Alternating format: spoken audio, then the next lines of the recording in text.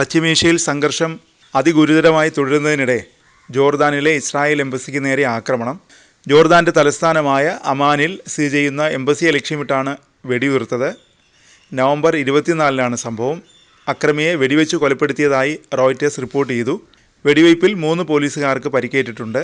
അമനിലെ അതീവ സുരക്ഷാ മേഖലയിലാണ് ആക്രമണം ഉണ്ടായിരിക്കുന്നതെന്ന് ടൈംസ് ഓഫ് ഇസ്രായേൽ റിപ്പോർട്ട് ചെയ്തു. അക്രമി എംബസിക്ക് നേരെ വെടിയുതിർത്ത ശേഷം രക്ഷപ്പെടാൻ ശ്രമിക്കുന്നതിനിടെ സുരക്ഷാ ഉദ്യോഗസ്ഥർ വെടിവെച്ച് വീഴ്ത്തുകയായിരുന്നുവെന്നാണ് അൽ അറേബ്യ റിപ്പോർട്ട് ചെയ്തത്. നവംബർ 24 അതിരാവിലെയാണ് ആക്രമണമുണ്ടായത്. ആക്രമണത്തിന് പിന്നാലെ പോലീസുകാരും ആംബുലൻസും സംഭവസ്ഥലത്തേക്ക് എത്തിയെന്നും ടൈംസ് ഓഫ് ഇസ്രായേൽ ദൃക്സാക്ഷികളെ ഉദ്ധരിച്ച് റിപ്പോർട്ട് ചെയ്യുന്നു. സ്ഥിതിഗതികൾ നിയന്ത്രണ വിധേയമാണെന്നും മാധ്യമ റിപ്പോർട്ടുകൾ പറയുന്നുണ്ട്. സംഭവത്തിന് പിന്നാലെ സുരക്ഷാ ഉദ്യോഗസ്ഥർ പ്രദേശത്തേക്കുള്ള റോഡുകൾ ബ്ലോക്ക് ചെയ്തു. പ്രദേശവാസികളോട് വീടുകളിൽ തന്നെ കഴിയാൻ നിർദ്ദേശവും നൽകി. ജോർദാൻ സുരക്ഷാ ഉദ്യോഗസ്ഥർ അക്രമിയെ വെടിവെച്ച് കൊലപ്പെടുത്തിയതായി റോയിറ്റേഴ്സാണ് റിപ്പോർട്ട് ചെയ്തത്.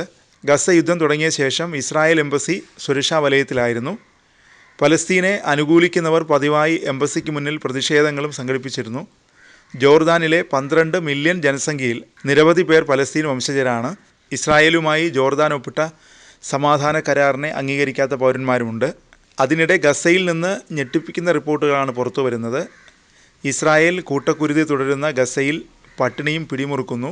ഇസ്രായേൽ പലസ്തീൻ യുദ്ധം ഗസയെ താമസിക്കാൻ യോഗ്യമല്ലാത്ത സ്ഥലമാക്കി മാറ്റിയെന്ന് UNRWA റിപ്പോർട്ട് ചെയ്തു. പട്ടിണി രൂക്ഷമായതോടെ ഗസയിലെ മുഴുവൻ ജനങ്ങൾക്കും സഹായം ആവശ്യമാണെന്നാണ് UNRWA പറയുന്നത്. യുദ്ധത്തിന് മുമ്പ് 500 ട്രക്കുകളായിരുന്നു ഗസയിലേക്ക് വന്നിരുന്നത്. ഇപ്പോൾ ഇത് 37ആയി കുറഞ്ഞു.